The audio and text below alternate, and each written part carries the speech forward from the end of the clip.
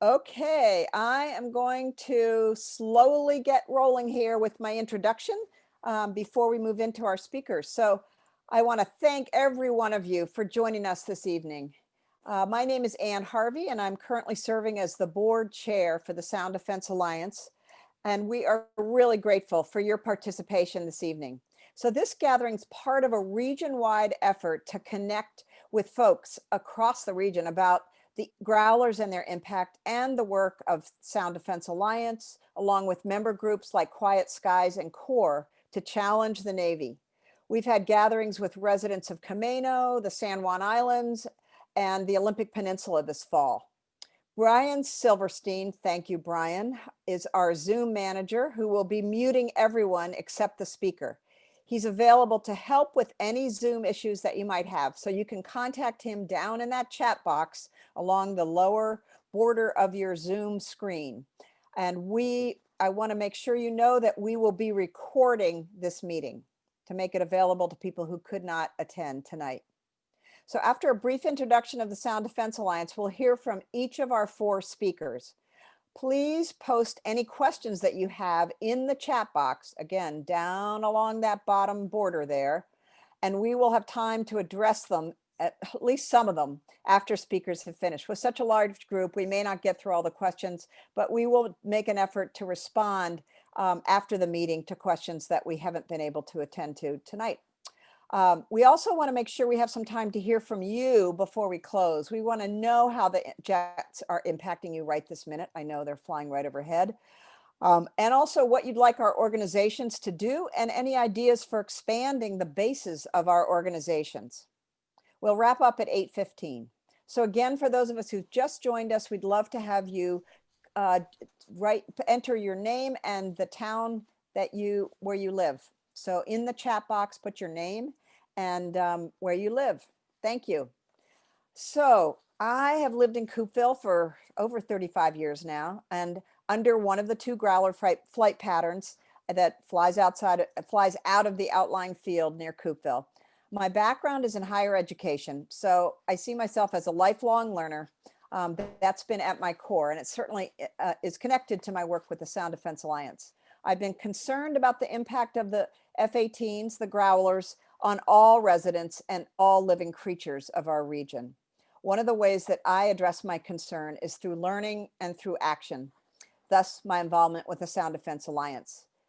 The SDA is a coalition of groups and individuals that have come together to restore the balance between community and military priorities across the Pacific Northwest. The mission of the Alliance is to work to protect communities and the natural environment from harmful military activity around the Salish Sea, Puget Sound, and the Olympic Peninsula. As many of you know this history, in 2018, the Department of Defense announced its decision to expand the Navy Growler F-18 jet program and electronic warfare training over the region 4-fold from 6,100 operations, FCLPs, to 24,000 each year. In making this decision, the military leadership ignored the objections of citizens, organizations, elected officials, and public agencies. Over 4,000 comments were submitted in response to the draft environmental impact statement.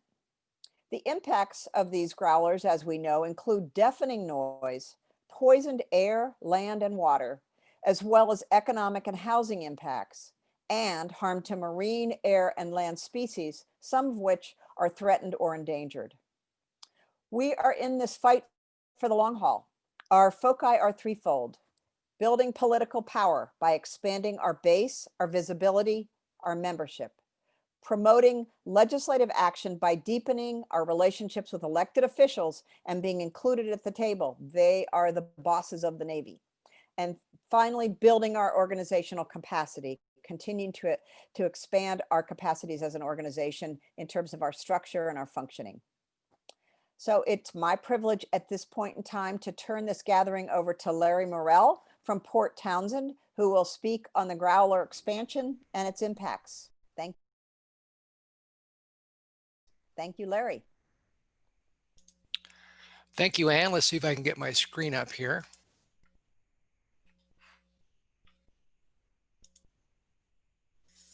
There we go. So the next few minutes, I'm going to describe some of the impacts of the growlers and describe the record of decision that the Navy added 36 growlers to the 82 already there. And just numbers wise, if you think you were only adding a few growlers, it shouldn't be that big a deal. The question becomes, and what are they doing with these growlers? If they're simply parking them on the apron by the runway, that's not a big deal. If they're flying them all the time, it's a much bigger deal. So I want to describe in this presentation what the growlers are doing in central Whidbey, especially for the field carrier landing practice. In previous presentations over the peninsula and over the San Juan Islands, we've described different activities of the jets that impact those particular areas. Obviously, the folks on central Whidbey are most impacted by what happens at outlying field. So that would be the focus of what I'm describing this evening. So the question is how these growlers used.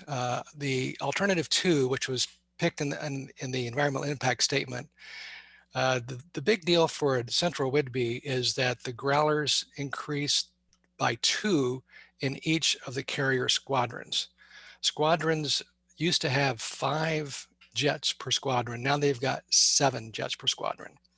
And so those carrier-based squadrons are the ones that need to practice these field carrier landings that they need in order to be qualified to land on a carrier. So this is exactly what we need to talk about, because we don't know exactly what the impact will be until we understand exactly what they're going to be doing. So this is alternative 2 I just put up there, and you can see they added 2 aircraft to each of the 9 squadrons based at the air station. So there's 3 categories of squadrons. The carrier squadrons I just described. There's expeditionary squadrons, and they are forward-based, land-based growlers.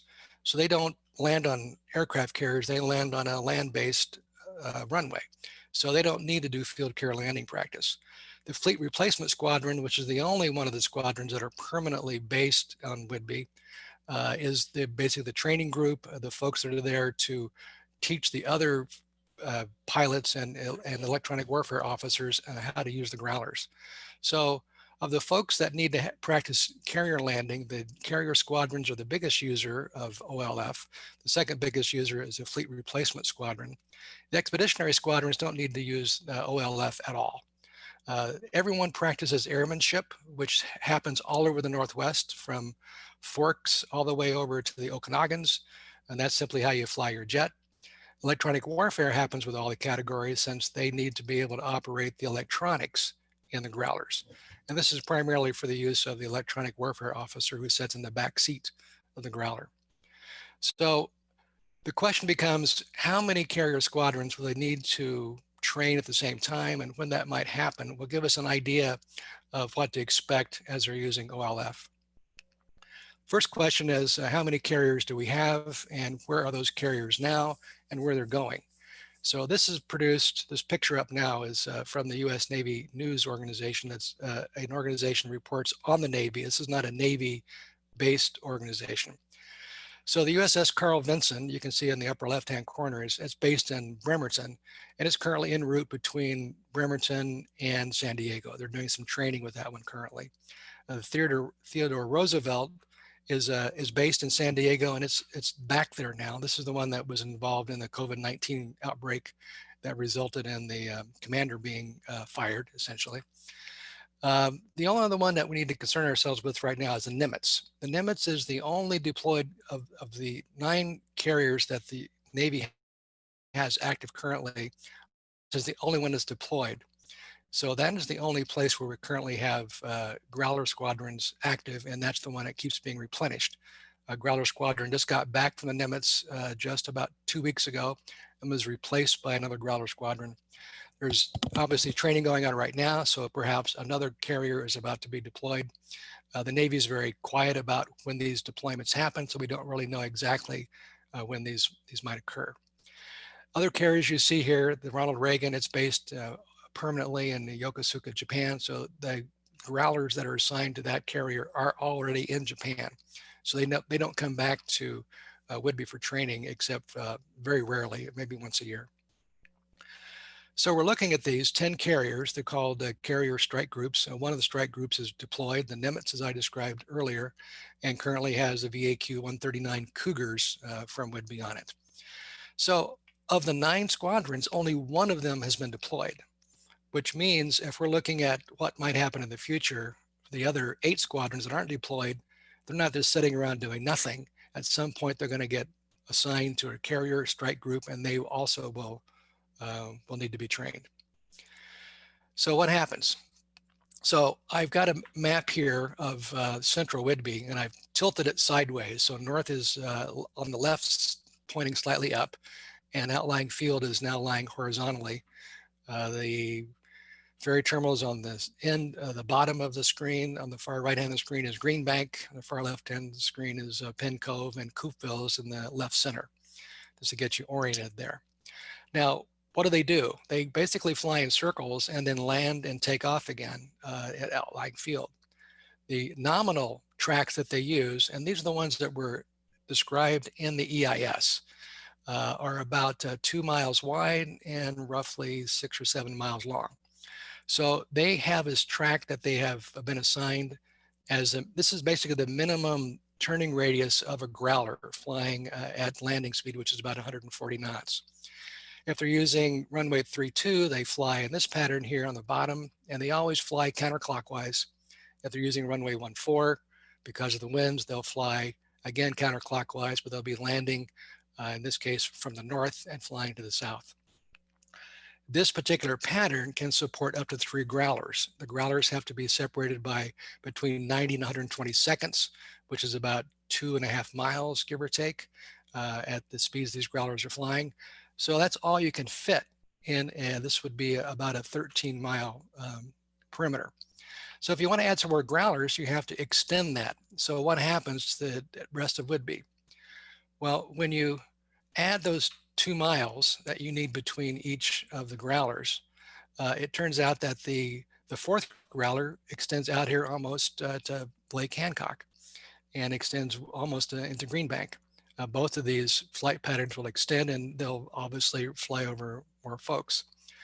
Now, since they've gone from 5 to 7 Growlers per squadron, they have to have 7 flight crews ready to go. So they can't do this with just a couple of passes with each group. So they can't divide them in half and just have 3 and 2 like they used to for 5 jets. Now they have 7 jets per squadron.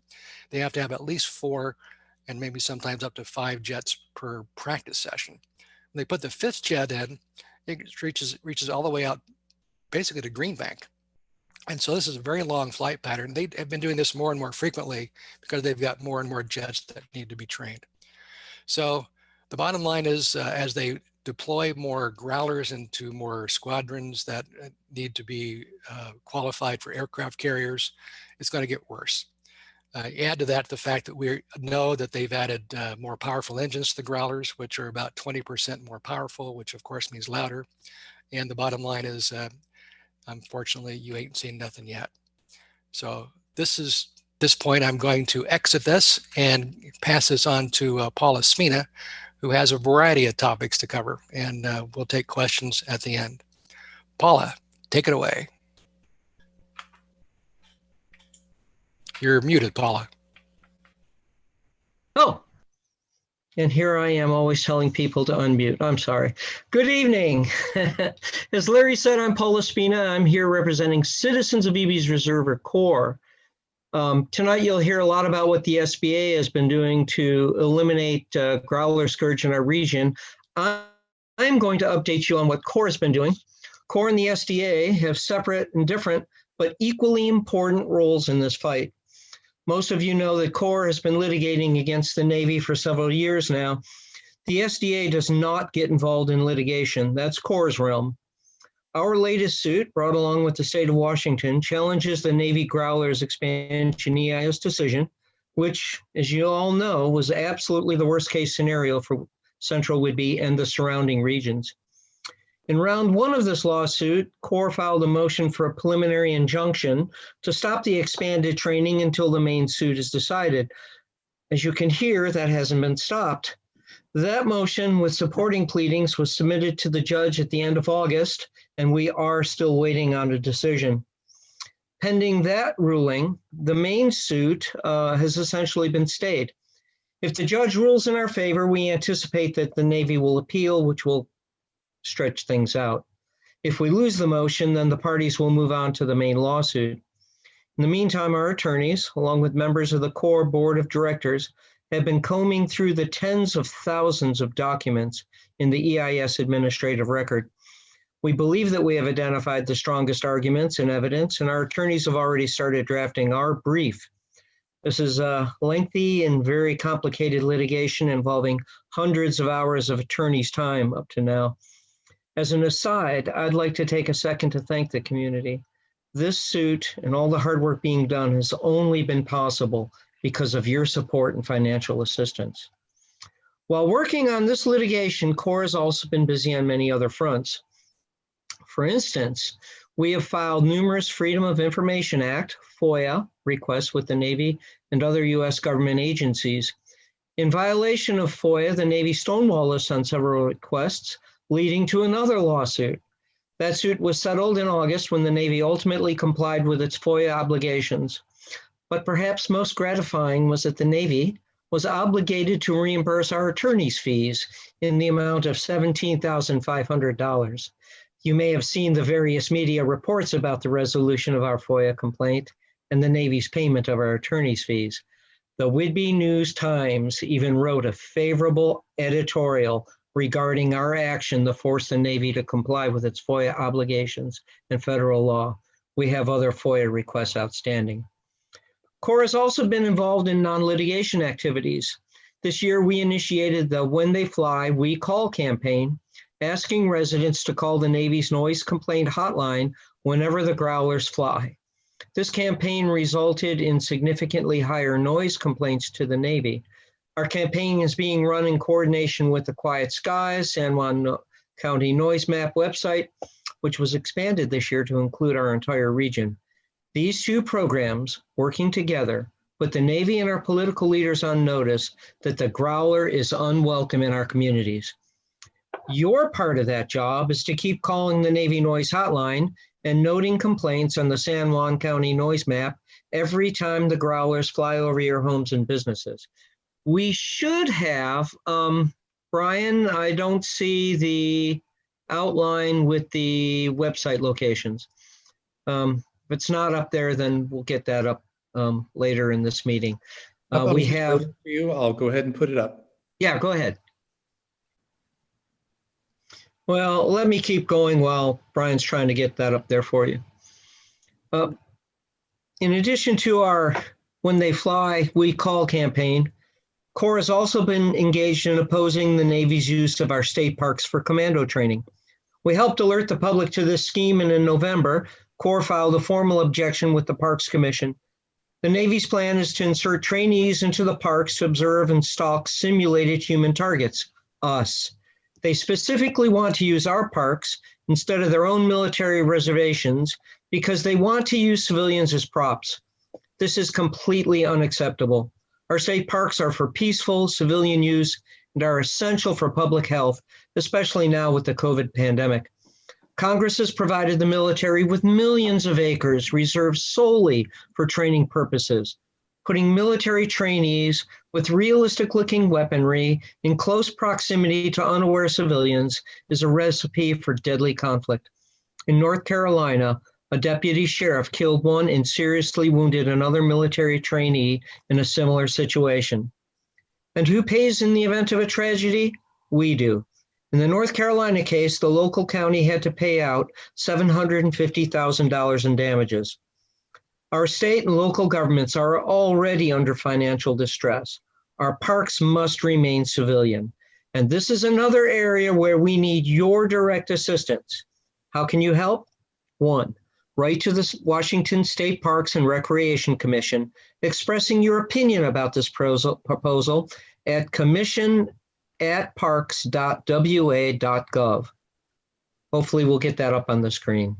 2, ask your local city, county officials to support a resolution opposing the military training in our state parks And 3, ask your Washington state legislators to support amending state statutes so that military training is clearly prohibited in Washington state parks.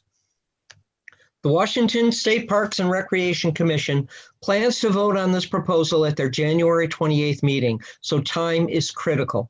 Our state parks are a treasure, not a military training ground. Let's send a powerful message that this plan is not okay. COER has also been investigating how the Navy has misled the public about the Coupeville OLF. If you haven't already seen it, there's a full-page expose in today's Whidbey News Times exploring 6 of the OLF's safety deficiencies. As all of the deficiencies are exposed using the Navy's own documents, it'll be interesting to see how the Navy responds. One of the deficiencies is how weather regularly forces training to be canceled. Recently, the Navy scheduled its first Friday night OLF training session. To meet their desired number of annual operations, the Navy will ultimately have to fly 7 days a week. That will destroy what's left of our tourism industry and make our homes completely unlivable. For proof of this, the EIS only promises not to fly before noon on Sundays. And if you haven't seen it, they just changed the schedule for this week, so now they plan to fly from late morning to late evening on Friday. COER has also been involved, and this is probably our most important new area, involved in researching options under the Endangered Species Act, the ESA. Growlers don't just harm people. We had focused upon the marbled murrelet, but suspected that growlers were harming the southern resident orcas as well. I am confident that everyone here tonight has seen the news about the Oceans Initiative underwater sound study. This peer-reviewed paper by independent lead researcher Lauren Keeney has just been published in the Journal of Marine Science and Engineering. Her research is a game changer, clearly showing that contrary to years of Navy claims that growler noise bounces off the surface, it actually penetrates seawater to a depth of at least 100 feet, the level where the microphones were set. The research concluded that growler noise harms the orcas by interfering with their ability to communicate with each other and to hunt. Interestingly, the monitoring locations were originally set up by the researchers in consultation with the Navy. It was only when the Navy didn't like the study results that they started criticizing the microphone locations.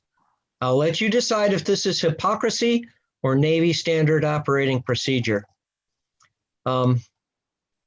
Yes, you can find links to this research paper, a related research paper on the growler impacts on the Olympic National Forest, along with media reports on both the SDA and COER websites, which are now up on the screen. This is groundbreaking research, which gives us hope that the state and other interested parties will join us in an ESA lawsuit against the Navy as part of the fight to save the orcas. As of right now, it looks as though COER is being left to take the lead. Once again, we need the community's help. Everyone, please contact our political leaders and tell them the growlers need to be relocated where they won't harm the orcas, people, or other species. And please donate to COER Charitable to help us fund this new ESA lawsuit. Send checks to Post Office Box 202, Coupeville, 98239. And with that, it is my pleasure to introduce Christine Hurley, who will discuss other sound monitoring studies the SDA is currently conducting. Thank you. I'm Chris Hurley. I'm a volunteer for SDA and have been for several years. By day, I actually teach at the University of Washington in the School of Public Health as a sort of casual labor work, working with young students, getting their master's in public health, community-based public health.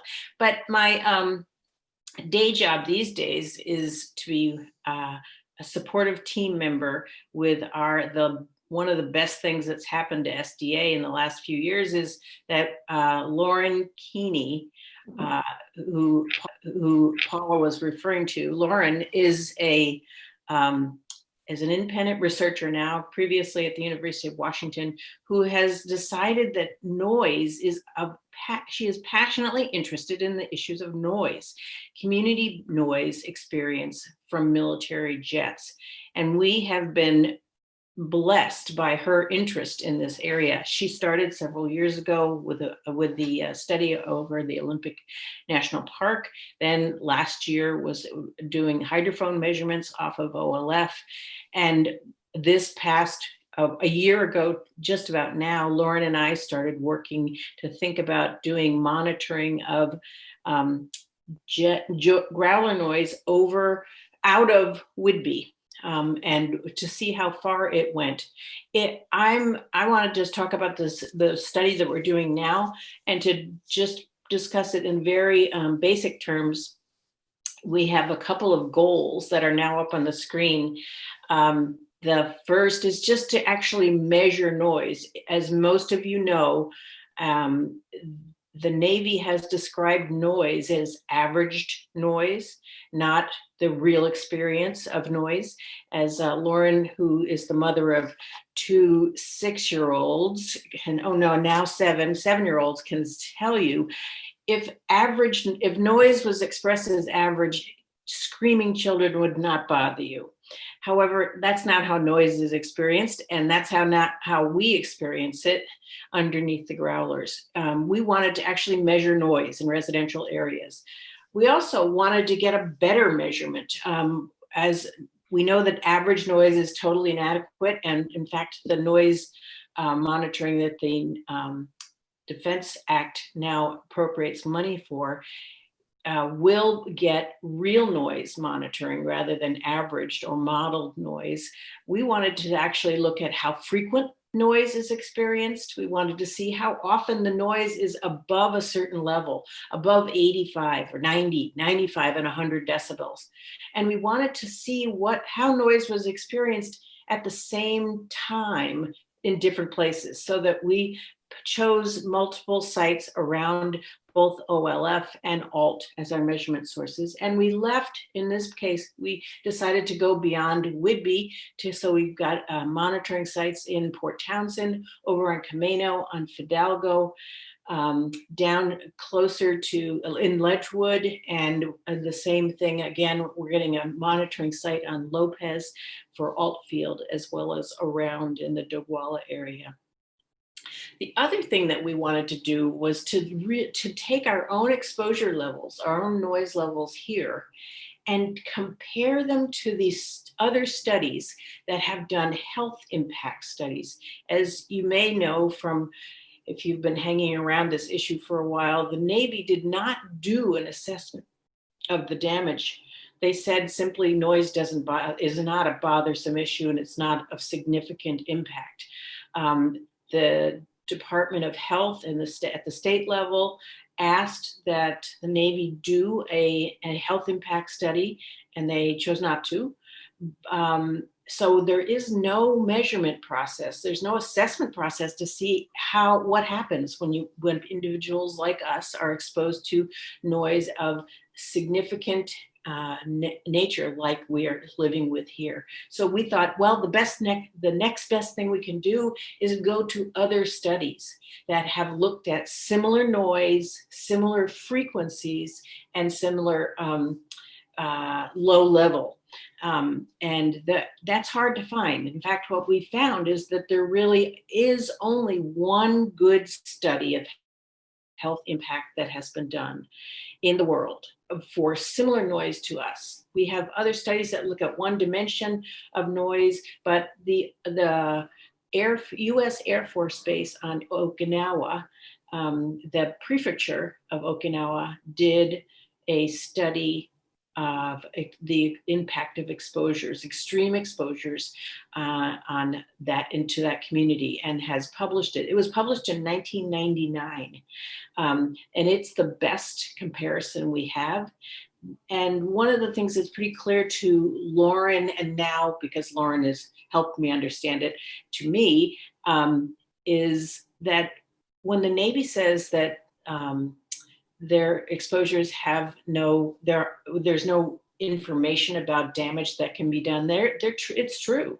We don't have information about exposure levels because no one's been exposed to this level of noise at this frequency, at that altitude for as long as we have. So we've got some interesting comparative work to do. We're really, one thing that's important to say is we're not trying to validate the Navy's monitoring. We are not trying to say you were wrong or we were right, because we know that the Navy has had the first allocation of $2 million, and now got another allocation of more money to do their monitoring. I'm happy to say that we've gotten our monitoring done for less than $2,000. They got $2 million the first time, but we have done very basic, straightforward noise monitoring, and we are simply trying to add to the information that we understand. We're also going to be going back as we summarize all of our results. We're going to go back and combine and bring in findings from the other really good studies that have been done about growler noise here. COER did 2 studies by a fine firm, JGL. The National Park Service did a great study. Then we are also going to probably be analyzing a study that was done on Lopez by the Bureau of Land Management. So we have a lot of things to put together when we talk about growler noise, and we're going to try to do that with our work. I think the only detail I could leave you with is that we have started analysis of the work that we've collected. Data from nine sites. We're still holding while our frequencies are going up around Coopville. They've sort of stopped doing FCLPs around Altfield back in October. So we have not completed the monitoring there, but we'll get there eventually. Brian Silverstein, who's running the Zoom mechanics tonight, and I are now signing on as Lauren's analytic elves to help her understand what the data says. And I want to say, just as a call out to people who might be wanting to spend some very contemplative hours listening to audio files, that job is available for you too. And you can do it. If you have interest in that, you should let me know through the SDA site. I think I can put my address into the chat box, but if you're interested in joining the analysis nerds, which I wouldn't have classified myself as, but now I am. So anyway, that's our work. We are so lucky to have Lauren Keeney working with us. I can't tell you, this is a labor of love for her. She is a passionate researcher, and we are not paying. We have basically had a small grant for equipment, but the rest of it is a priceless, not free, priceless piece of research that's being done for this community. So that's it. Well, if anybody has questions, we can talk about it later. But now I'm going to introduce Marion Legislative Committee, the mighty Legislative Committee of SDA, and a longtime activist related to growler occupation on Whidbey. And here we go. Thanks, Marion. Okay, did I do this right? You're screen sharing. So did I do this right, Brian? You did. Oh, click and you've got Okay. it. I think you're good. Okay, good. So hi, everybody. I'm Marion Atwood. I'm the chair of the Legislative Committee. And my mother once told me that if you see something you think is wrong, you have to stand up and do something about it. You can't expect the guy next to you or behind you to do something. You have to do it. So I believed my mother, and I have been fulfilling that for the last 8 or 9 years. And with the hope that what I'm doing is giving other people the courage to stand up and be with us. So I just wanted to remind people that since this is recorded, you'll be able to come back to all of these slides that we're sharing with you. And we hope you'll do that It will be, I think, on Facebook pages and on SDA's website. So I just wanted to remind people of our long-term goals, because I think sometimes we forget the horizon that we're aiming at. You know, we want to move the growlers. We want to turn back the expansion, both at in central Whidbey and over the Olympic Peninsula. We want to reduce the flights at Alt Field, and yet we do not want to close the base. We want to show that we are supporting the Navy in their efforts to do their job here. So the Legislative Committee is one of the subcommittees, and you met Chris Hurley, who's a member of one of the other subcommittees, and that's how we do a lot of our work. We're all volunteers, and we are really blessed with the passion and gifts of people throughout Puget Sound. Once we have become a collective, the Sound Defense Alliance, we included many other regions of our Northwest Washington, and we're seeing that result in some of the work that these people are doing, which is really astounding. But basically, the goal of our small committee is to build the political power that Anne referred to at the beginning of this presentation, to achieve a rebalance between the military and civilian goals in our communities.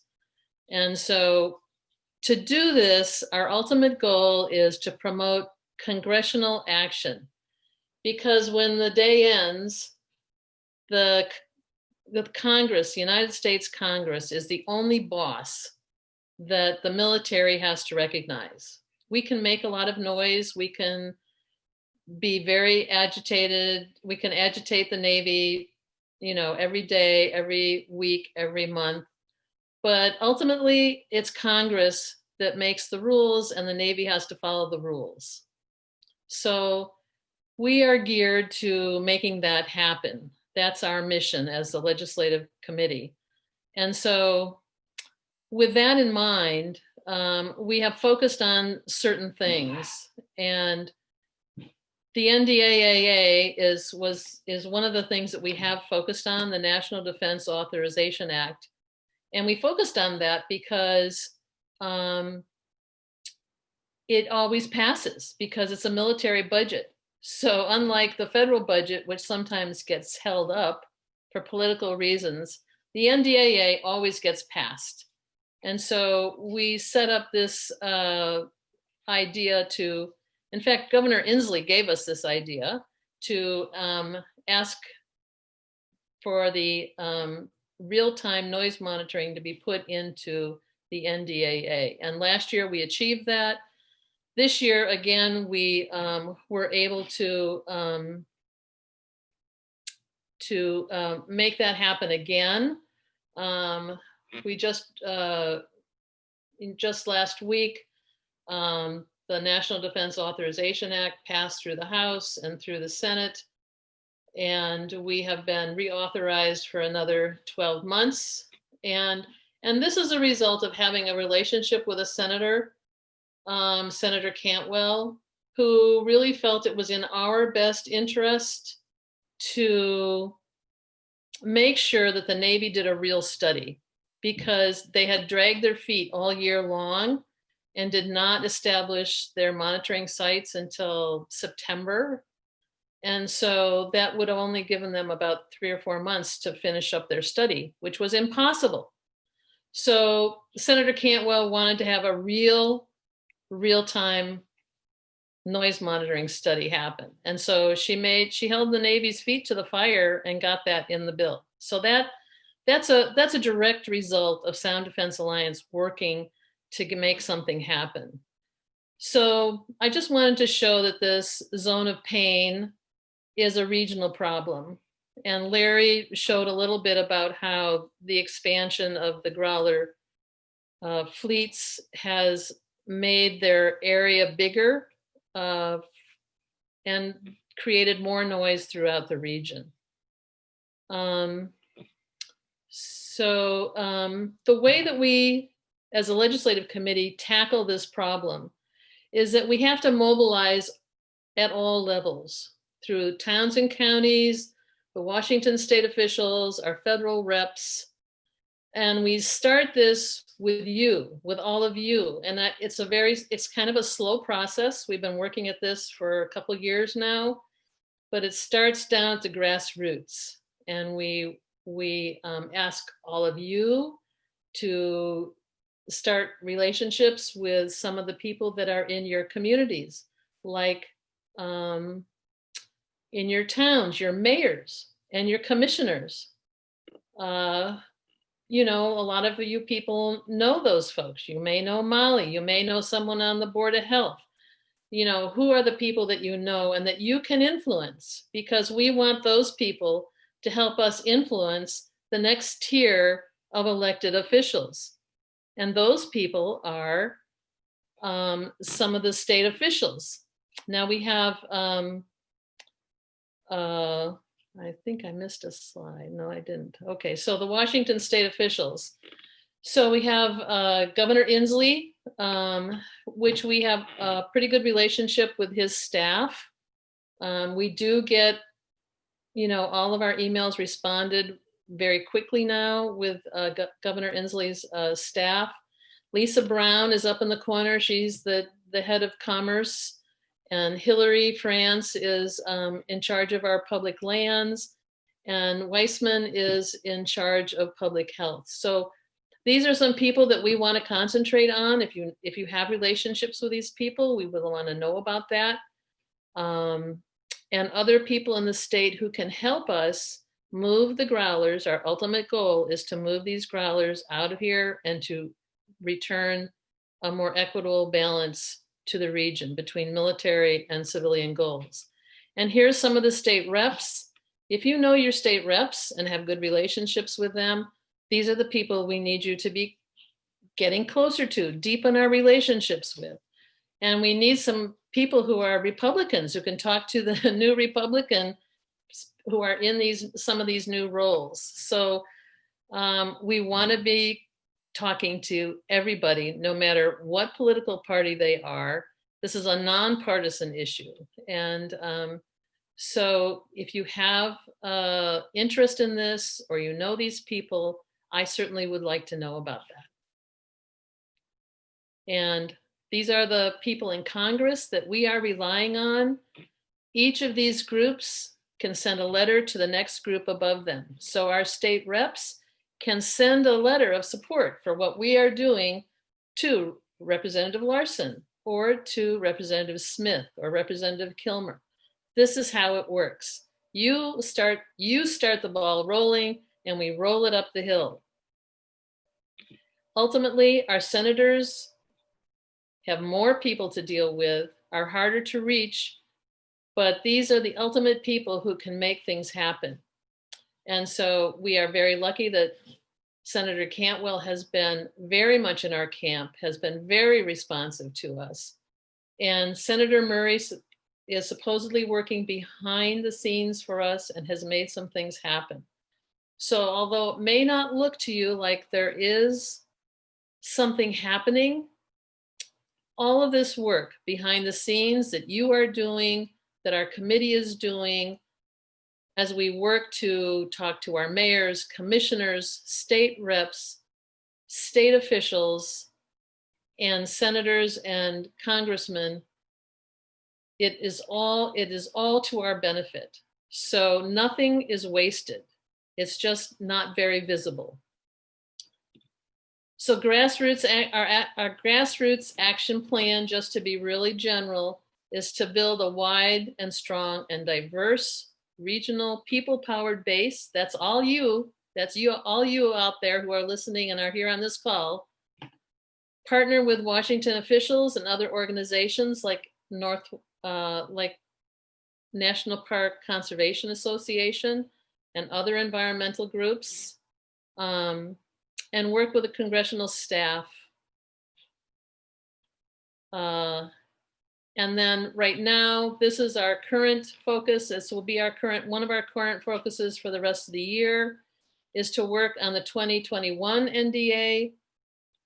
We know that we're going to be keeping Congress in charge and that we want to add more monitoring sites.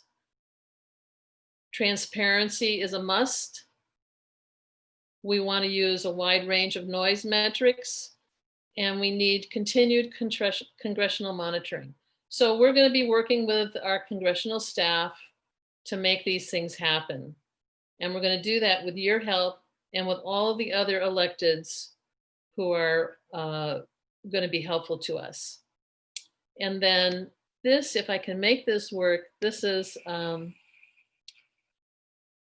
with our new noise studies, the ORCAs and noise studies may change the game. So thank you all for being on the call. I'm sorry I can't see all of your faces, but the recent studies that were initiated by Lauren Keeney and SDA's involvement in that may be a game changer for the whole shebang. So thanks so much. And I am going back to, is it Anne? Yes. Thanks, Marion. Okay. All right. And if you turn off the screen share, please. Oh, yes. Thank you, Brian. And the first one, Tracy York asked why it's important to make the noise complaints. Is it important to make the noise complaints or report a noise event? How's the data used? Is it actually used? Does it matter? So Marion, I'm going to bounce back to you and ask you to respond to that question. Okay. Well, one of the things that COER found out during getting all the information from the record of decision from the Navy during the legal efforts that COER has been making, COER found out that the Navy actually pays attention to how many calls. It records every call, and it pays attention to how many negative calls they make. And so COER felt it was important to make sure that they were getting lots and lots of negative calls, and then teamed up with the San Juan noise map. You know, it's especially important to have the location of that noise recorded because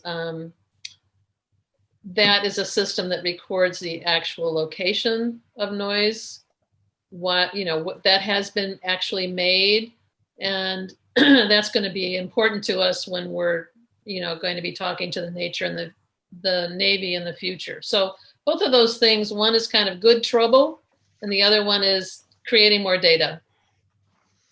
Thanks, Chris, Marion. Chris, do you have anything to add to that? Okay.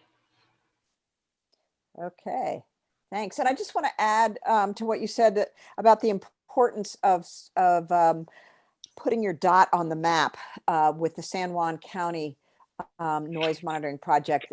They're certainly at least every quarter. Last time it was after 2 months of data collection. The volunteer who works with that data does analysis, puts beautiful charts together, and collects all of the comments. There were 15 pages of comments that are really astounding to read. And all of that is sent to each of our, I believe, state and federal elected officials. Brian, you can correct me if I'm wrong. Is it state and federal elected officials who receive that? That's correct. Okay, thanks. So they get that information. And this actually, let's see, I was going to tie it into another question. So there was another question, is email to complain equal to calling? That's a really good question. Anybody know the answer to that? They keep track of both the phone calls and the emails. It's pretty much equal. And all of that information we saw in the administrative record from the EIS. And We didn't think they paid any attention. We thought they just ignored all these calls and emails, but they actually do. They keep a record of them, whether they actually respond to them or not. All of that's part of their record keeping, and all of that is able to be submitted to our congressional representatives. So Thanks, it- Paula. Yeah, go ahead. And then Lee Fritsch asked, does the base commander call the training shots, or is the decision made higher up? And in terms of training shots, I guess I understand that to be any kind of changes to training and what that looks like. Who would like to respond to that? all right, I'll jump in on that one too. The Pentagon, the higher ups decide on the basing decisions. So they made the decision on putting the extra growlers here and how many growlers are here. The local base, they decide on their own scheduling in relation to the needs of the force for carriers going out, deployments, things of that nature. But the actual day-to-day scheduling would be done at the base level. We honestly, we think the reason Route 14 is getting hit so hard today is because that expose about the deficiencies in the OLF came out this morning. And they changed the Friday schedule this morning as well. We think a lot of that is just punishment for having the audacity to point out that the OLF is not such a great place. Thanks, Paula. This is Larry. This is Larry. I Yeah. can add to that a little bit. Great, Larry. The air boss, who is based currently in San Diego, controls the budget. So the fuel, the number of pilots that are based at Whidbey Island or deployed all come out of his little bailiwick. So he has the ability, for example, to move a couple of squadrons someplace else to get them temporarily trained if they need to deploy. The local base commander is only responsible for what happens here. He can't send them someplace else. The air boss can do that, but of course he doesn't like to. Thanks, Larry. There also is a question I want to ask Chris, if you can speak to this from Dan to everyone, what is the value of our noise apps on our cell phones? Well, it's particularly of good value, I think, for making your complaints when you do this to the San Juan County site. And it's not irrelevant to do it when you make your complaint to the Navy. It's, you know, we are using long-term audio recorders. You will get a minute-to-minute, just second-to-second recording. Most do not log what you hear, but you can note what you see as your maximum level, and you can try to make an estimate for how long the exposures are happening. You can also make an estimate of how many passes you're experiencing.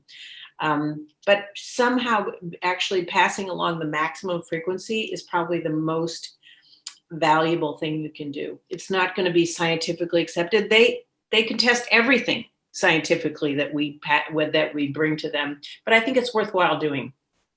You can use your phone and take a screenshot of the high decibel level, and then you have a photograph of that screen showing the peak decibels as well. Right. Thanks. So Mary and Philip are talking with Steve about their easement on their property that says that flights can be at a minimum of 1,000 AGL over our development. Thank you, Steve Erickson, who's been communicating with them through the chat about this to learn more about it. And it's clearly an easement with the Navy. So if other people have similar easements, if you want to chime in about this, it's not something I know much about. If anybody else knows more about this, feel free to chime in. It's in the chat. And I think Lenore asked about, the question came up about how to, let's see, where is it? How to be able to actually put dots on the map. And I want to refer you, Lenore, and anyone else who has not done this before, because it is really important to do. Go up to 7:27 p.m. from Zach Street, and I think Chris may have entered this as well, the noise map link. It's the San Juan County. So it has the HTTPS GIS sanjuancounty.com. So make sure you get that link and go there to put your dots on the map and make comments. Those comments are really important. Other questions? I want to come Mrs. back Brown, to, yeah, go just want ahead. to mention one thing is when you report on the San Juan County website, and you can find that link on SDA website and the Quiet Skies website, you won't actually see the dots appear immediately. They used to, they don't do that anymore. But when the report comes out every 2 months, all the dots are there. Thanks, Brian. And Art just also affirmed what is true, that the map now covers all of Western Washington. So certainly Whidbey Island and other places around the region can show up on this map. And we have a new volunteer who's really helping to analyze the data that's outside of San Juan County. So there's Bruce Porter talks about the pilots are clearly a variable experience and attitude. Actually, Larry might be a great one to speak to this too. Some make flat, relatively quiet turns over the water northwest of Snakeland Point. Others hug the trees, turn sharply, and hit the power over our homes and shake everything. So Larry, both in terms of response to that reality, and then also for us to talk about what you can do, what else we can do. Well, that's right. And the pilots all have different levels of experience. One group of pilots that come here, for example, come directly out of F-18 training. So they're brand new to growlers. They're fully winged, fully qualified, but they're not familiar with the local terrain, and they're still kind of learning as they go. In addition to that, you've got some hotshot pilots who have been around for years and years, and they like to show off. And they show off by making sharper turns, by putting their aircraft in very difficult situations aerodynamically, and showing everyone else that, you know, they got complete control over this guy. So yeah, there's a wide variety. The tracks I showed earlier are nominal tracks that were used in the EIS to do noise monitoring, modeling, and estimates. We all know that's not how they really fly, but that's what the Navy is telling everybody. So yeah, there will be quite a bit of variables. Mm-hmm. And then on that same kind of note, Larry, do you know if there's ever been any effort to try and require the pilots to clean up, to raise their landing gear after each landing at the OLF, and to reduce the power requirements? Well, yes, they're encouraged to what they call fly clean.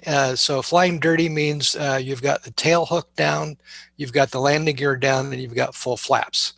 That's the configuration that they practice when they're actually landing on an aircraft carrier. Mm-hmm. That produces more drag, therefore they need more power, therefore they're louder. For purposes of flying around here, they're obviously, they don't need to use the tail hook because there's no cable for them to grab, and they can indeed retract the landing gear. And I've seen them do that. They basically don't fly the complete circuit with their landing gear down. They only drop it when they're on final approach. So I think that supposed to do that, and I think most of them actually do. Larry, here at the OLF, they almost never raise the landing gear. Mm-hmm. Okay. Mm-hmm. And so has anyone heard about them becoming obsolete in 5 to 10 years? We've all kind of heard that. I'm wondering if anybody's heard anything more specific about that. Go for it, Paula.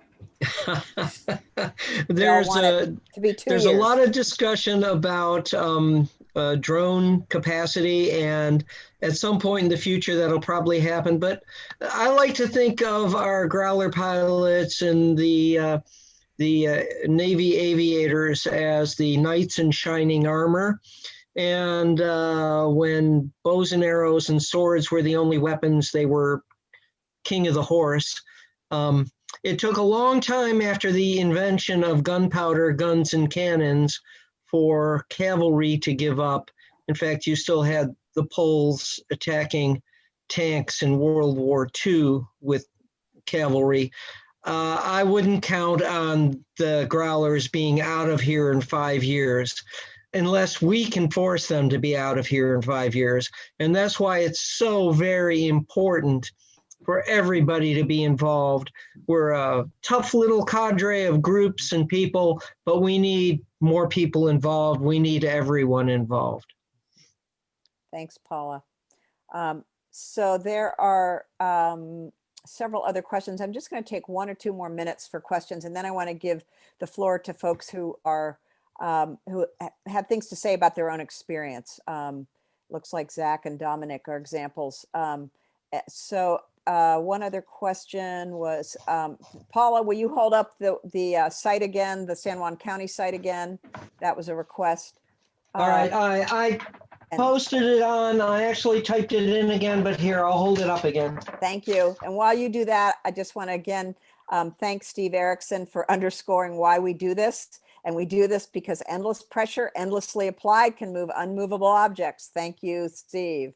Yes, community organizing. We just keep on keeping on. We are in this for the long haul. And then for you, Chris, what will happen with the noise data once the study is completed? Is it used in a lawsuit or just to compile information? So maybe just to go back through what that noise data that we're collecting, the Sound Defense Alliance, what will happen to that data? Well, we hope to combine it with all of our other really wonderful sources of noise study work that's been done over the last 5 or 7 years, and publish it. To do some bringing in of comparative studies on noise health impacts, and get it published. I mean, that's Lauren's big goal in life, is to get this stuff published. You see what happens if, Linda Mapes from the Seattle Times gives you a front page story on noise impact studies when they're actually done. And that's what, if we really want to start talking to people about and having them being heard about the issues of the growlers, we need studies to be published. We need people to pay attention. We need people to write about it in larger publications. So that's what we're after. It is, of course, not surprising. Orcas are more popular than human beings. So Lauren's study about the hydrophone studies is an incredible godsend to us, because it just opens the door to a whole other aspect and a whole other dimension of concern that might be expressed about this. Thanks, Chris. I just wanted to add, one little thing. I meant to say this, that if you go to Senator Cantwell's website, you'll see that she does have, she did add something else in the NDAA, which is to create a monitoring program with the Coast Guard to suppress boat noise in Puget Sound and the Salish Sea to help the orcas. So, so she's on the orcas already. So it looks to me like this study is going to be well received from her. With the Coast Guard leading the way there. Yeah. Yes. So one other, there's a couple questions about how do we determine the actual altitude that they're flying over our homes? Comments about that? Thoughts about that? Ken, did you have, no, you look like you have, turn on, you can. Hi. I guess I talked to some of the COER people about this, but it's come to light in the inverse condemnation class action discovery that they actually have recorders in the planes that keep track of their altitude during training. And according to the lawyer for the class action group that I spoke to, the Navy claims they don't keep the information very long. But there's ongoing litigation over trying to get this information. It's something too that COER might look into in a FOIA request, but they actually keep this, they record it. So I don't know how long they keep it, but that's one way to find out. Good to know. Thanks. It also looks like Cliff said you could use a golf range finder. I'm not sure what that is, but that's certainly a possibility. And there's a request to put the author name and journal name to, Chris, can you add Keeney's website? That would be great. Sure. Thanks. And timeline to complete our study, Chris, is 2021?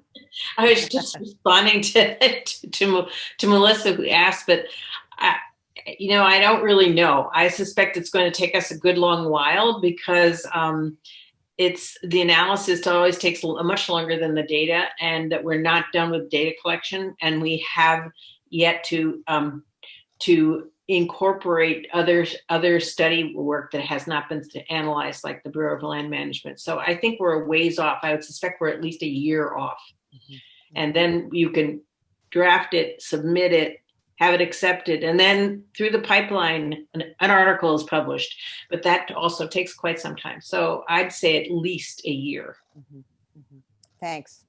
And there's a question about fuel burn. I just want to acknowledge that two of the things that we have been really interested in and would like to pursue in 2021 are both the environmental issues related to this fuel. I mean, it's horrible. Fuel dumping there's a question about fuel dumping, and we know that the impact of this fuel in our air and on the land and in the water is horrific. But we'll be looking for studies and looking to see how we might be able to compile data on that. And the other piece is the cost.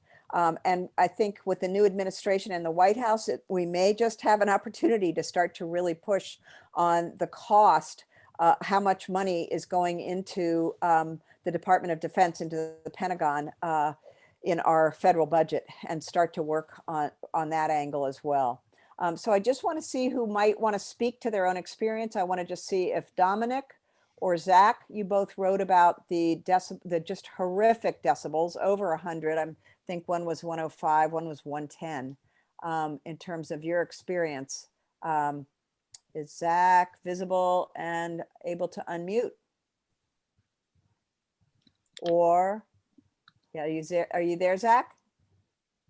I'm here. Hi, everyone. Good. All right, thanks. Yeah, we are sort of near Race Lagoon, directly east of the Ulf, and I have this Rise Pro sound level meter that I ordered. I think if there were to be any question, it would probably be a little more trusted than phone apps, but it also gives me more confidence when I call or record decibel levels. And I sometimes record outside of the house, and I usually put like noise canceling headphones on because, you know, several of the routes will measure over 110 in any kind of training period. Mm-hmm. Inside the house, they reach up to 90. I've had sometimes over 90 inside the house with the windows closed. These are obviously far different than anything the Navy is reporting.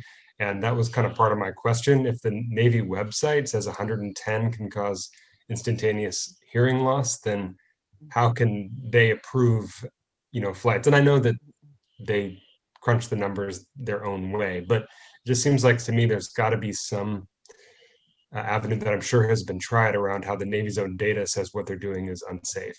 But it's certainly frustrating. Yeah. Thanks, Zach. That's a really important point, that they know how dangerous it is. And Dominic was another person who. Wait, before we do that, Ann, can I just say something to Zach? Zach, they know because they have requirements where their personnel have to wear double hearing protection anytime they're exposed to these type of noise levels. In addition to that, the single largest medical expense at the VA is with regard to noise-induced hearing loss. They know, they just don't care about civilians. Yeah, and it's for all branches of the military. It's the largest dollar expenditure for any disability in the entire military. And that's why we're suing them. So thank you, Art, for your measurements, 132 to 136. That's just horrific. Wow, where is that? Art, where is that? That was at Paula Spina's house. Yeah. I was working at Paula's a couple of years ago, and we measured 5 passes. We could read the name of the pilot on the side of the airplane. They were flying with their tail down, their wheels down. Couldn't have been more than a couple hundred feet in the air. And we measured 132 to 136 dB. And that was on a handheld dB meter. So you can argue the quality, but OSHA does a study and it goes up to 120 dB, and OSHA says at 120 dB, you got 3 seconds before you have hearing damage. Jeez. I did the math and took it from 120 to 130, and it's at 130 dB, it's 0.3 of a second before there's hearing damage. God. But the Navy doesn't follow OSHA requirements. Right, right. Well, thank you, Chris, too. Thanks, Art. And thanks, Chris, for putting Lauren Keeney's website in here. Lauren, again, is the researcher who has been the lead researcher on the hydrophone study, and also has been was one of the co-researchers on the impact of the growlers on the Olympic Peninsula. And there are articles that are out in so many different publications, so many different newspapers in the last week. It's really exciting. So we need to wrap up, and I want to urge each of us to continue to be active.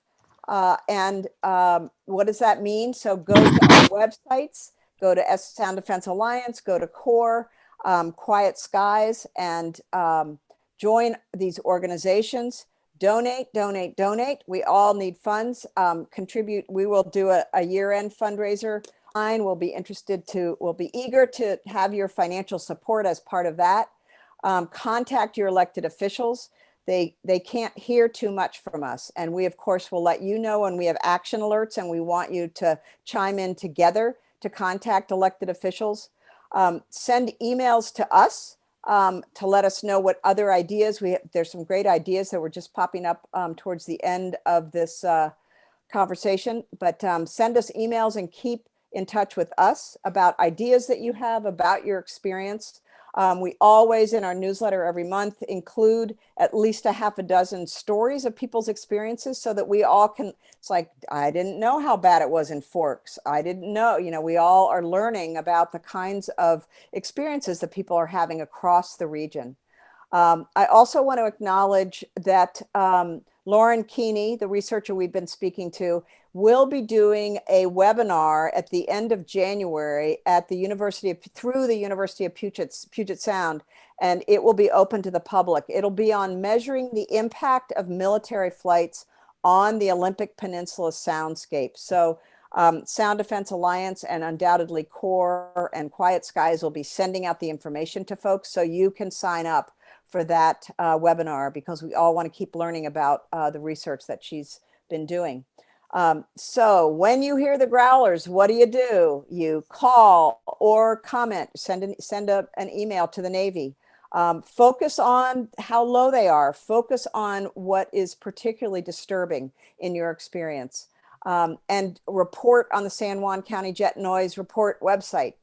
And we need to keep on keeping on. Again, send further questions or comments or stories to us at info@sounddefensealliance.org. And I want to thank Larry Morrell and Marian Atwood and Chris Hurley and Paula Spina and Brian Silverstein for all of your work to make this evening possible. Really appreciate it's a great team, and it's a privilege to be a part of this group. So thanks to each of you for participating, and keep us in the loop, keep in touch. Thank you. Merry Christmas, Happy Hanukkah, and my personal holiday, Yo Saturnalia, everyone. Ho, ho, ho. Thanks, Okay, everyone. Santa. Thanks, everybody. Thanks for joining us.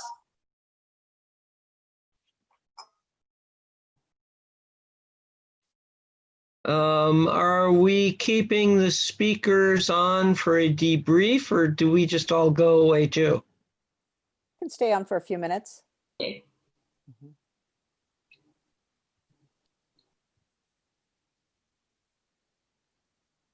Just have a question. Can I ask a question?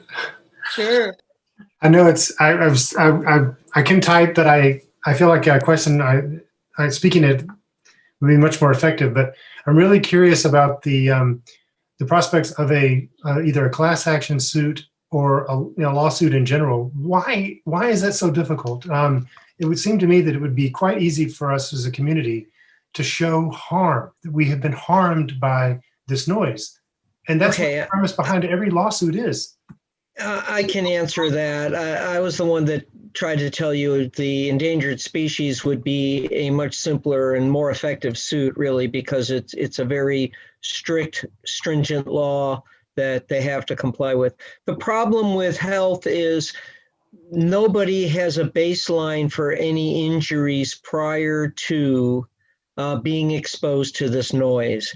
And when you get into court, you have to we have the burden of proof of proving that any particular illnesses we have are due to that noise exposure. So in cases where you've seen these class actions work, where they have chemical exposure, it's because they start to get an impact in the body and they're able to rule out all other causes. Noise is different. The reason the Navy's gotten away with this for so long is because, well, did I go to rock concerts when I was young? Is that the reason I have tinnitus today instead of being exposed to the jets? In addition, as I think it was Chris, it might have been Ann pointed out, there just haven't been enough studies done that link noise to health damages. We've done the research. We hired a specialist, and so we pretty much think we know the damage it does. The problem is there isn't enough recognized science out there for us to be able to win that type of case. Under the severe limitations, the government lets you sue them, because that's also another problem. Yeah, that's probably the key there. Because I mean, when I think about, we have ordinances in nearly every city and town, even as small as Coopville, against dog barking as a nuisance. Right. But yet the growler noise somehow falls outside of that, and probably in that narrow range of where you can bring a suit against the U.S. government. Right. Yeah, well, all of the federal protections that citizens and residents of the United States enjoy, all of them apply except for military problems. So, I mean, it's remarkable how consistent. It's sort of this big gaping hole. You have the FAA to do a lot of our issues related to commercial commercial and private. But once you get into the military, you're off the base, and they're on their own. So we don't have the standard protections that the rest of the population does. We are in a sacrifice zone related to this base, and that is simply the way that it is. We are not protected. But that's why I just want to say that's why the NDAA and the real-time noise monitoring is so important, because the Navy has been averaging sound, right? And it's 65 dBs. But that isn't the real noise we're all experiencing. So this real noise monitoring study that we've asked for and gotten is the first of its kind ever. And the Navy was not happy about it. But if we can tie them to these big noise, these big decibel levels, that's going to be important. And we absolutely need communities up in arms throughout the entire region. We've got our lawsuits going. We've got the SDA's legislative committee going. We need to put as much pressure on the Navy and on the politicians, because at some point they're not going to want to listen to this about the growlers anymore. If we can just ramp it up to the point where we got to get rid of these growlers. These communities are just, they're on fire here. So that's why we need more and more and more areas of attack and more people involved, which is why we're doing this tonight. Right. Our goal is to make them feel pecked to death. Yes, I completely understand. I've often felt that the reason why this hasn't gone as far as it should, and there hasn't been effective resolution, is there aren't enough people that are pissed off or that are voicing their opinion. Now, my second kind of question is, do you, as the experts who've been following this and working diligently behind the scenes, do you see any light, so to speak, the tunnel with a Biden administration coming in and perhaps a new Secretary of the Navy. Does that give you any hope for near-term resolution? If we keep the pressure on and keep building that pressure, yes, we do.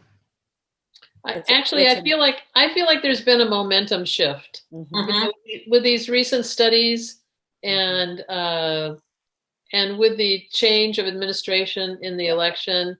You know, we have contacts in to the Biden administration through people that we know. I don't know if that's going to be to our advantage in the end, but we didn't have any of that before. So yes, I see that we have some new avenues to go down that we did not have before. Good. Thank you. We've made a tremendous amount of progress in the 10 years that we've been at this fight. It's a slow process. It's a slow fight because we're dealing with the U.S. Navy and the military. But we have made tremendous strides. We've done a lot. We couldn't get into a legislative office before, and now Marion's group is regularly before the legislatures. We got the state of Washington to join COER in filing that NEPA action. That we've never been able to get any government official or anyone interested in filing anything to help us. We got Bob Ferguson to file suit with us, and now we're trying to get him to file suit on the endangered species as well. And I would just add, we have a seat at the table. And that has been, I think, a particular focus in the last year and a half, is really pushing to become, to increase our connectedness to elected officials, so they know to come to us when there are issues related to this issue that they want to work with us around, and also for us to know that there's a place at the table. And that's been really steady and very productive work that only can serve us with this new administration. Yeah. It's one of the most productive investments that the COER gets to spend the big bucks on the attorneys. SDA, Sound Defense Alliance, spends the small bucks on strategic political advice, and it has been worth it. We have really moved the ball along with our work with legislatures, but really because we needed some outside help. We needed some strategic advice and coaching about how to do this. And we're definitely making progress. People know who we are when we call now, which is really different. And they actually respond.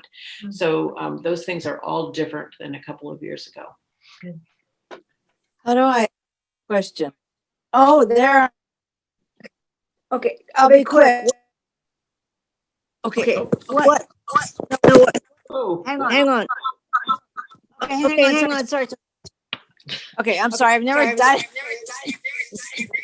Okay, I want to know what about what about the accident possibilities? We don't seem to address those as much as we address the sound, the noise. Yes, we do. What's happening with that kind of research? And because that's what terrifies me when I'm at certain houses when they're so close. Okay, get a copy of today's Whidbey News Times, and you'll see the full page expose. One of the areas is talking about the accident potential zones.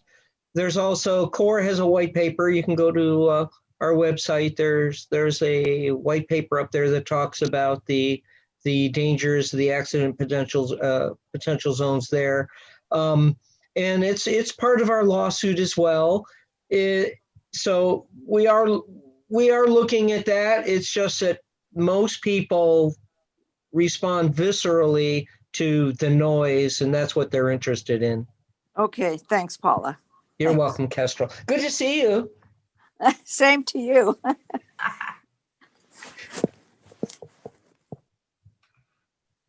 Do we have that's an interesting question. Anne, do we have a final total for how many people? Yeah, I saw 107. I saw 111.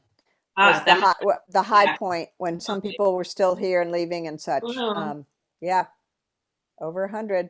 That's a great turnout considering Yeah. that the Coopville Lions is having their Christmas party right now as well. Right, right. Confirms, Paula, these are not our people. Yeah, they could be. They could be. That's They right, should be. sure. They should be, We absolutely. can't give We're up on having too much anybody. fun. We don't want to leave. What is this? Yeah.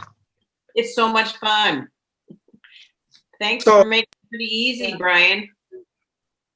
Oh, hey, Like- Bill. Hey, Bill. Oh, Judy, right? Dan, Jan, I knew it was a J. hey, hi. good I'm meeting. glad you guys signed in. Was it What do you, worth what do you listening to? think, Bill? All right. What do you think, Bill? Oh, I'm very impressed.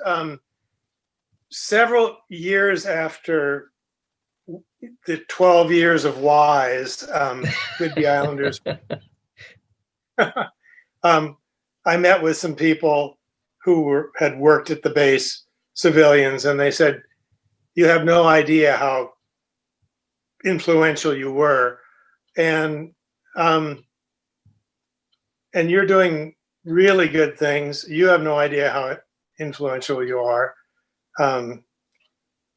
So Keep it up. the struggle goes Keep it up. You stand on your shoulders, Bill. Keep it up. Bill and Jan, it's your shoulders, right? You know, one thing we do have some printouts of sound measurements taken with professional equipment from the 1880s, 1880. Right, 1880. A6s, and they're on a dot matrix printout and everything. But if they would be of any use, I have them still. They're in the 108 decibel range. You know, taken. Did you guys ever get any prowler measurements? Because that's the one we really would like to have. Yes, Well, that's what we that got. is. What are you That's- talking Oh, about? the prowlers. Okay. Yeah. Yeah, definitely would like to see that. Okay. Well, yeah. I'll dig them out. Oh, how come you're interested in the prowler noise? Just because they always say it's the growler. Exactly, because they say it was just as loud or louder. Navy people are trying to say the prowlers were louder. Yeah, it's just like they pull that out every time they want to make a hair-splitting definition of the word loud. Right. You know, noise profile's a little different, yes, but We didn't have any baseline to be able to argue that. So yeah. now Yes. we've got, with the studies that COER's done and the national parks and what you guys are doing right now, we're building a pretty damn good baseline Yeah. for the next generation of jets if they try to bring them in. Yeah. Well, it's definitely one of the reasons that Lauren convinced us early on that we needed to actually make use of everything, because if we combined it all, you have a shitload of data Oh, yeah. that not been compiled and compared, and is really quite potent. I mean, you don't need to do more and more data. That's not ever going to win the argument. The point is we have lots of data. Well, it's not going to win the argument. The whales hopefully will win the argument for us. Um, Come on. I just wanted to say that I've been trying to work with the Lummi tribe up here, who are my neighbors in Bellingham, about possibly intervening in the NEPA case. And I just got the phone number for the council members of the tribal council to contact from a tribe member. So that could really help with the orca salmon issue. Absolutely, Ken. Ken, instead of talking to them about the NEPA case is so far down the road at this point. What we really would like to do, we want to get pressure on the Attorney General and the governor to file a Endangered Species Act lawsuit. And the tribes would be incredibly helpful in that endeavor. Mhm. I just sent a text to one of their attorneys that I know through a friend, and he gave me the phone numbers for the council members. So I'll mention that. It looks like we're going to be, and we haven't had a board meeting to decide this yet, but it looks like we'll be sending out a 60-day notice letter fairly soon, giving our intention to file suit, because somebody's got to do it. and nobody else is doing it. So it's COER again, because the Attorney General is too busy right now, and the tribes aren't involved. So it looks like it's going to be us again, but we can't do it alone. We need all of these other groups involved as well. Okay. Paula, have you thought about doing a United Tribes appeal? With talking to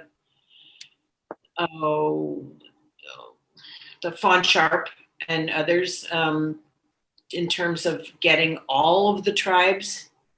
We have talked about it with our attorneys. We are literally just in the first 2 days of trying to figure out what to do, because we're trying to get the Attorney General. We've been waiting for Lauren's study now to be published for quite some time. And we've been prepping the Attorney General for several months that this was coming. And the response we got was, well, we're too busy till after the first of the year, and we don't want to hold you up. And when they said, we don't want to hold you up, that was kind of an indication to me that they want us to take the lead again. So do you know how to do a United Tribes appeal? No. Paula, and folks who realize that there's still 20 some odd people who are on, so I don't know if you want to be having this conversation. I'm not doing any legal. Okay. Okay. Okay. I'm glad to see all you. Yeah, nice. Nice to see you, Ken. Yeah, thanks. Ken, I'm in my house. Yeah. No way. Yeah, here I am. I was looking to say, I wonder if that's her house or the place in Green Bay. Okay. Wow, congratulations. Yeah. Great. Good. Okay, thanks you guys. Thanks for doing Bye, this. Okay. Bye-bye. Okay. We're going to go too. All right. Bye, everybody. Bye, everybody. Good night. If Paula or Marion or someone is willing to entertain another question or two, Sure. I'm rather curious. So, for what it's worth, I'm retired Navy, and this whole issue is surprisingly just infuriated me. I'm deeply disappointed in the Navy's behavior, their decision to do this, to antagonize the very community that they're sworn to protect. And again, it's just I'm just so deeply disappointed in their behavior. In addition to the personal disturbance and interruption of my own quality of life, even though I knew the jets were here when I moved here. But as you all know, it's the progressive increase. There's a tipping point. There's a tipping point that all of us have. And I think there's a point that the general public is expected to tolerate in exchange for protection from the military. But there's a point, there's saying you still want to have some degree of quality of life and enjoy where you live and live in a safe environment. I think we've flipped that upside down. I'm kind of curious though, do you get to speak to Navy officials, actual active duty, the base commander, anybody that's in charge that made the decision, that owns the decision, to get a feel for, do they even care to comment? They won't talk to us. We've tried talking to them over the years. They won't talk to us. There's actually a policy. I just found this out recently. There's actually a policy. When we were talking to the Armed Services Committee staff members, I said, so can't we just get a meeting with one of the Navy bigwigs? And they said, actually, there's policy against that, that they are not allowed, senior management is not allowed to have conversations with people like us. I can add to that also. This came into being after 9/11. Yeah. The public information officer is the only office that's authorized to, quote, interact with the public. Everybody else has to follow talking points. They have to have them approved before they meet with the public, and they don't really respond to real-time questions. And that's, as Marion's saying, that's a policy, and that's followed from the Pentagon on down. Even the local admiral who controls this whole area has talking points that have to be approved by the PIO. And that's why we have to go through our congressional representatives' offices, because they meet with them regularly. They're military attaches, and they ask the questions for us. So there's always someone in between.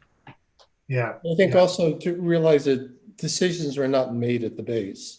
Right. That I'm completely respectful of the fact that the guy in charge out at the base, he was handed this situation. Right. You're going to take these planes, even though you don't have enough pilots to fly them all. By the way, we'll put several of them in storage in white tents out there. That's still going on to this day, because there aren't enough pilots and personnel to support those airplanes. But that goes all the way back to, as I understand, a congressperson from St. Louis, where the jets are made, saying, I want more jobs for my folks down at Boeing. Yep. And then you're going to take these airplanes, and the Navy said, well, wait a minute, we don't want that many. We can't take that many. Well, too bad, you're taking them anyway. So there they are sitting out there, some of them in white tents, because there's not enough personnel to take care of them. But yes, to your point, Brian, it's he's just dealing with the situation he was handed. And I don't know. I go back to how disappointed I am that when they were given the option of what they would do, split the flights in between ALT and OLF, a 60-40, a 50-50 something, they chose to go with the most egregious plan, in my opinion, putting them down at OLF. And that, for Paula and I guess Marion and Ann, that's the part that discourages me when I want to go call, when I want to pound on the desk about how this is irritating to me, thinking, but with all of the public outcry, that they went ahead and went with the decision that they knew was the most inflammatory. Right. I get it. Absolutely. And it's, we all go through those, ups and downs with our anger and frustration and just determination and persistence. Yeah. I hear you. Yeah. Where do you live? Where do you live? I'm curious where you live. I live in Coopville on Broadway. Wow. Well, see, now this year you're starting to get it a lot worse than you've ever gotten it before, because they've expanded that pattern. Yep. Yeah, and exactly. And we've seen them for the first time, I think, this year, put 4 in the pattern. We were out walking the Bluff area the other day at Ebeys, 4 in the pattern. Which just becomes relentless. There's just absolutely no break. And then for several more hours per day. But in addition to that, it used to just be the OLF that would irritate you. But now they have decided that they are going to fly over Coopville. They're going either back towards the base, or it sounds often that they are taking off and maybe flying to Alaska or wherever, but they're climbing and accelerating, just bombarding the entire central region. Like they never used to do that before. I think there's human beings, they're feeling the pressure from the community, and they're lashing out. They were brutal. There are days when I really feel like that there's some vindictiveness going on. Oh, there is. In the flight deck. And I've watched them. What is your first name, Ryan? Robert. I've watched them. I have 3 properties here. I was down on the lake. I watched them coming up the middle of Crockett Prairie here, and I watched the pilot make a left turn and then make a right turn out of his flight path so that he could fly directly over my house. That was not his path. He had to go out of it. I watched this. He had to go out of his way to fly over my house. There's definitely some vindictiveness going on. But they're not going to beat us. These are our homes and our lives, and we are American citizens, and we are not going to let them do this to us. And it may take another 10 years, but we're going to get those damn growlers out of here. Well, like I said, it's I think the public at large can accept a certain level of disturbance from military activity, but then there's a point where you've exceeded that, and in my opinion, they've greatly exceeded that, and asked the public to endure way too much. That would be a great letter to the editor if you're willing to write that. Great. I haven't written Whidbey News Times, but I've written all of the legislators that are on your list. Rick Larson, Senator Cantwell and Murray, the governor. I think I even wrote a letter to the Attorney General. But not letter to the editor. I don't know. I just feel like that's, I don't know, what's the point? Waste of time and putting a target on yourself. So anyways, but well, keep sending those letters out. Right now, the big one, keep in mind the January 28th Parks Commission hearing. What they want to do with the Navy SEALs in our parks is completely out of line. Oh, so, Paul, I agree. And again, people might say, how could you say such a thing? You're a veteran of the Navy. But the very point you made earlier is that they have thousands and thousands of millions of prime real estate that it's vacant and set aside specifically for them to do that. They have absolutely no business going into a park that I love to go to for peace and quiet and non-disturbance. So yes, I've written the park commissioner, and so I need to write him again. You need to be a little more present with us. Well, I think about you a lot. So thanks. But I'll start some more letter writing tomorrow. And spread the word with all your friends and neighbors. We've got it. The reason we're doing this is to get people fired up again. 2020 was such a difficult year in so many ways. Yeah. But now we have the prospect of an entirely different type of administration. And we've made a lot of progress already on getting into the state and the federal, our state and federal elected officials. But we got to keep that momentum going. So I agree. Okay. All right. Well, thanks. Merry Christmas. Thank you again, Paula. Good night. Good night. We still have people, I guess, Brian, that don't want to leave. Hey, hello, this is Rick from Cape Clear. If you can see my hand waving, if I'm unmuted. Hey, we can see you, Rick. I can hear you. We can hear you. This is where all the good stuff is the last 10 minutes of the post of the meeting. So you have to hang around and a little bit longer just to get all the good little tidbits at the end of a meeting like that. So I think it's important to go past the point, and some people feel more comfortable participating, and you can answer some questions verbally and ask questions verbally that aren't happening in the format side of things, which has been happening at Larry's meeting in Port Townsend on Monday night, which is wonderful. Looks like we've lost everybody but Brian and myself. Okay. If Brian's okay, I'll take a couple more questions if I can answer any other questions for anybody. I don't know if you just heard what I said or not, Paula. I could barely hear you, Rick. You need to move. I can't see you. Okay. Well, I really need to close it down. I have a Zoom early tomorrow morning. Okay. All right. Okay.